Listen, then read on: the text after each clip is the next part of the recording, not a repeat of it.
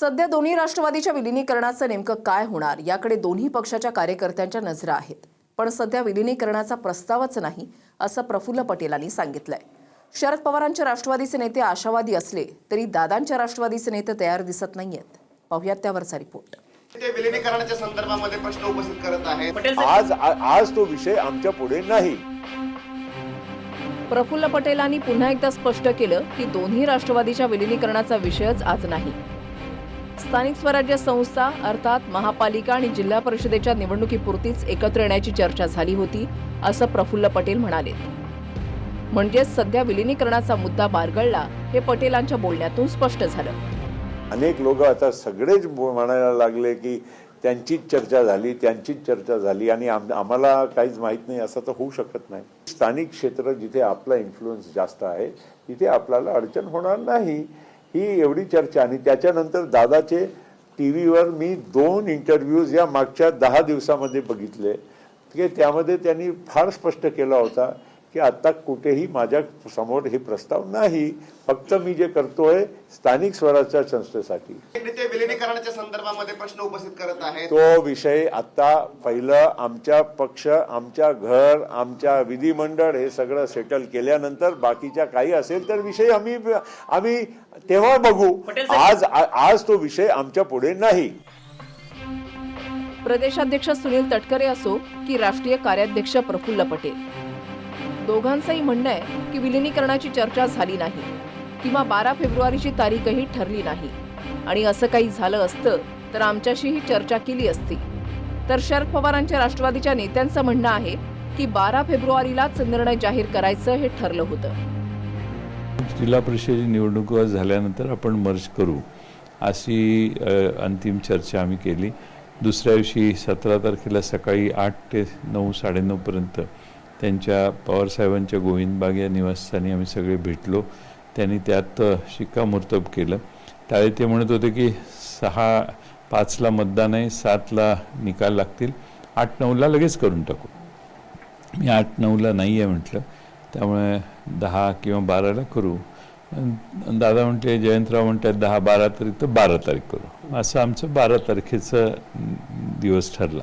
दादांनी इथपर्यंत सांगितलं होता की अनेक लोकांचा समोरच्या काही म्हणजे सगळ्यांच्या म्हणजे मी मोठे साहेबांचा विषय नाही मांडत, पण बाकी काही लोकांनी अशी चर्चा केली होती की दादा आपण का एकत्र काम करू शकत नाही. पण त्याच्या पलीकडे जाऊन कुठली चर्चा झाली असं मला जाणवत नाही.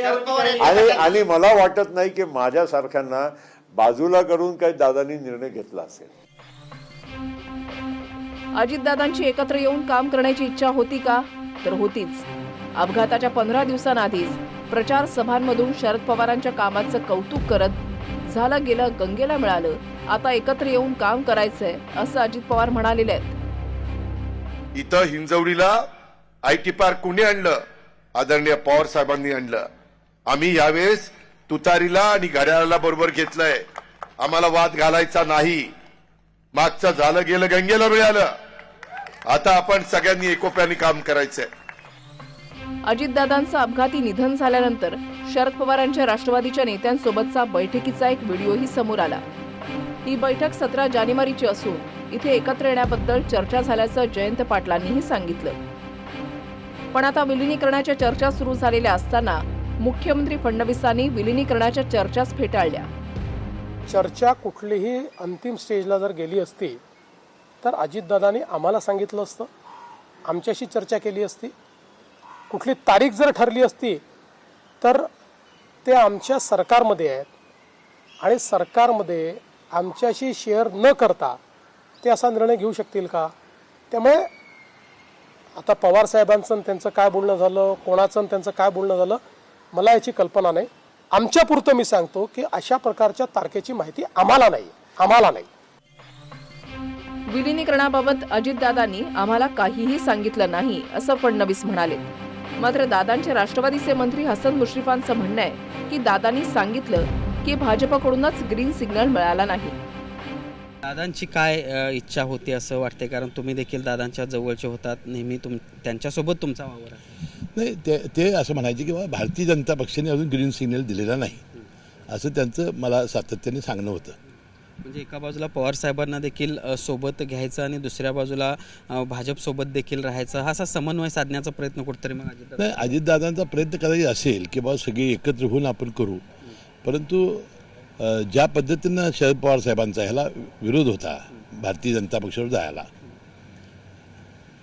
त्यामुळे अनेक वेळा त्यांनी हे आमचं टायमिंग चुकलेलं आहे. माननीय अजितदादा पवार यांचं दुःखद निधन झाल्यामुळे सध्या दुखवट्याचा पिरियड चालू आहे आणि हा दुखवट्याचा काळ संपल्यानंतर आम्ही या बाबतीत विलिनीकरणाच्या बाबतीत काय काय घडलं, काय काय नाही घडलं, कुठे मिटिंग झाल्या, कोण कोण होतं, कोणत्या तारखेला झाल्या, कोणत्या वेळेत झाली, किती वेळ चालली, काय काय ठरलं, सर्व सविस्तरपणे दुखवट्याचा काळ संपल्यानंतर सविस्तरपणे बोलू. हसन मुश्रीफांच्या बोलण्यावरून असं दिसतंय की दादांच्या राष्ट्रवादीत काही नेत्यांना विलिनीकरणाची माहिती होती. तो रोहित पवार विलिनीकरणावरून 10 तारखेला पत्रकार परिषद घेऊन खुलासे करणार आहेत. 13वा ज्या दिवशी होईल त्यानंतर मग ह्या सगळ्या गोष्टी आपल्या सर्वांसमोर आम्ही त्या ठिकाणी आणू. कोल्हापूरहून भूषण पाटीलसह bureau report, TV9 Marathi, Mumbai.